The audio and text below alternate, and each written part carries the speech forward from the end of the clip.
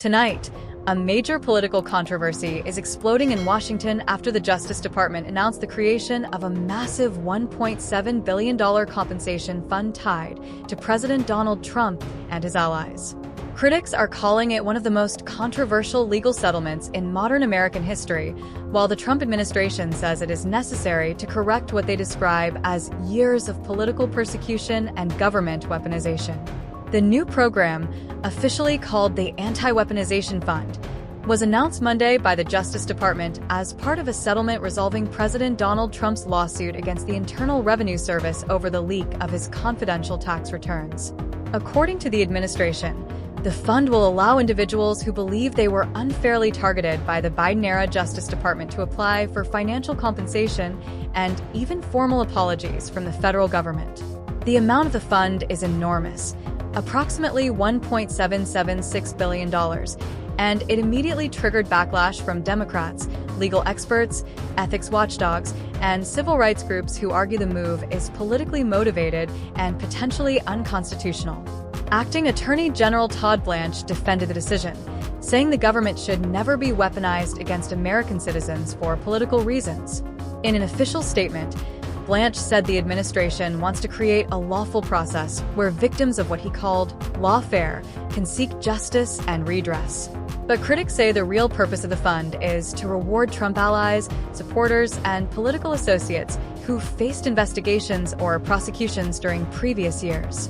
The controversy comes at a time when political tensions in the United States are already extremely high heading into another intense election season.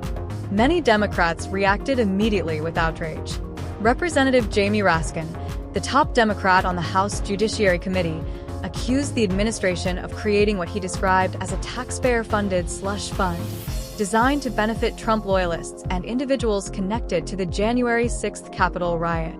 Raskin claimed the settlement could allow payouts to people involved in efforts to overturn the 2020 election and accused the administration of abusing government power for political revenge.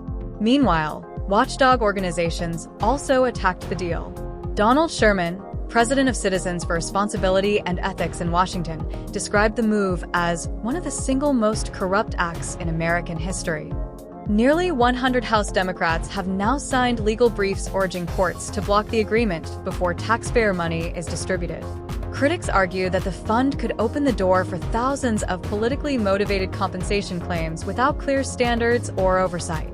Supporters of the plan, however, argue that many Americans were unfairly targeted during years of politically charged investigations tied to Donald Trump.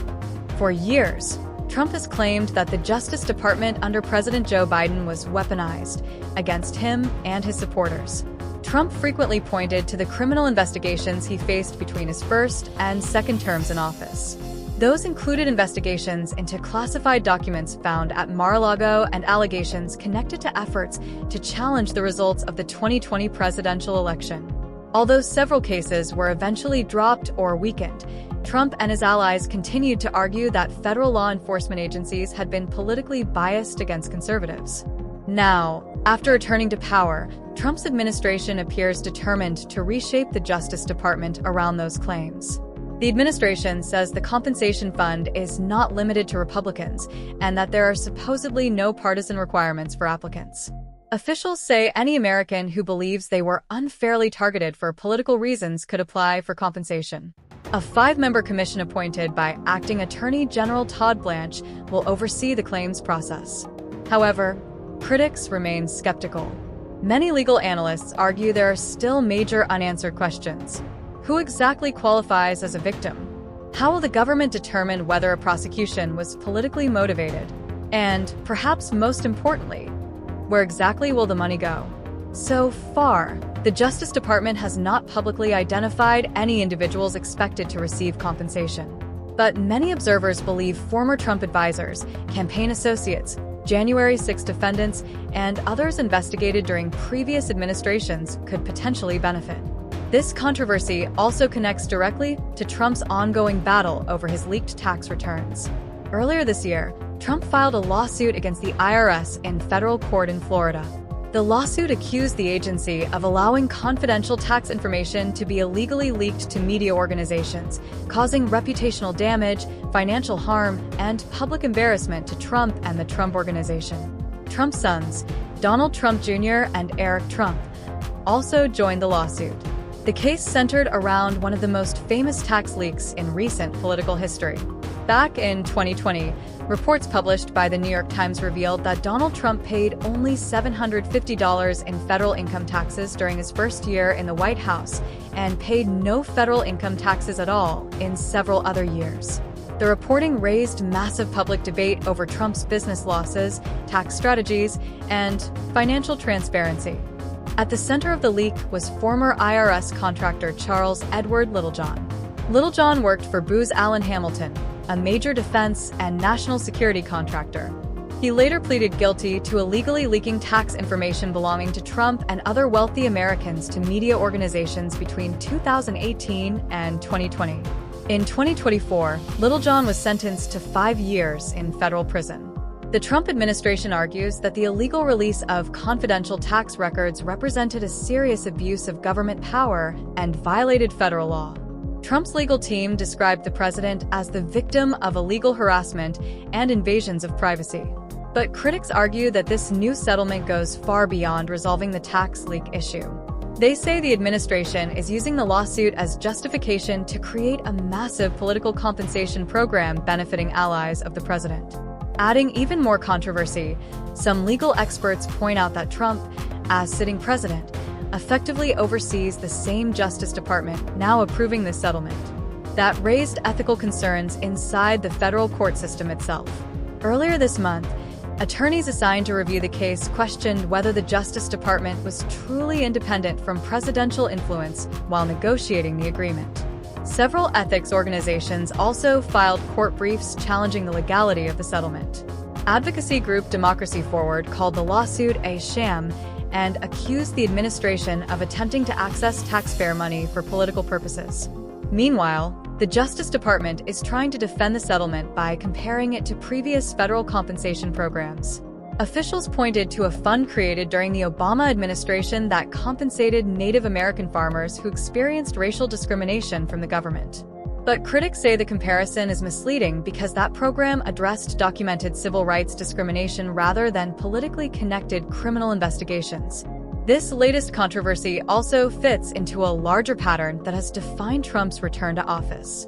Since coming back to power, Trump has aggressively pursued what supporters call accountability and what opponents describe as political retribution. One of his first major actions after returning to the White House was issuing pardons and sentence commutations for many supporters connected to the January 6th Capitol riot. His administration has also launched investigations into political opponents and government officials accused of participating in anti-Trump activities. At the same time, the Justice Department is conducting a broad investigation into allegations that intelligence agencies and federal law enforcement officials conspired against Trump for years. So far, no criminal charges have emerged from that investigation, and it remains unclear whether any eventually will. Still, the administration insists that exposing government weaponization remains one of its top priorities. The political fallout from this new compensation fund could be enormous. Republicans loyal to Trump are likely to defend the program as overdue justice for Americans targeted by politically motivated investigations. Democrats, however, are already preparing legal and congressional battles to stop the fund from moving forward. The issue is expected to dominate hearings on Capitol Hill this week, especially when Acting Attorney General Todd Blanche testifies before Congress about the Justice Department budget. Legal experts predict that multiple court challenges could delay or even block parts of the agreement. And politically, the controversy could become another major flashpoint in America's already deeply divided political environment. For Trump supporters, the announcement reinforces long-standing claims that the federal government was used against conservatives. For critics, it represents a dangerous expansion of presidential power and a direct attempt to reward political allies using taxpayer money. As lawsuits, investigations, and political battles continue, one thing is clear: this story is far from over. And with billions of dollars, presidential power, and the future of the Justice Department all now at the center of the debate, The consequences of this decision could shape American politics for years to come.